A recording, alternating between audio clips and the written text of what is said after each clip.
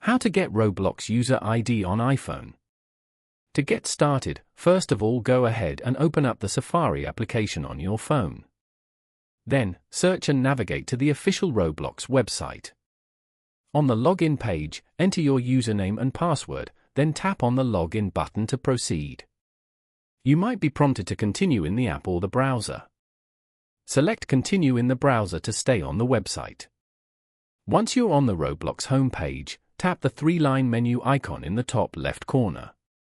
From the side menu that appears, tap on the Profile option, located under your username.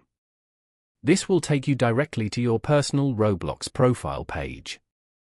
Now, to get your user ID, tap on the URL bar at the bottom of the Safari screen to reveal the full link to your profile. Long press on the displayed URL to highlight it and start selecting the address.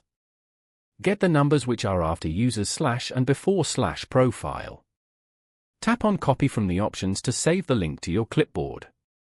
Following these steps, you can easily get your Roblox User ID on an iPhone.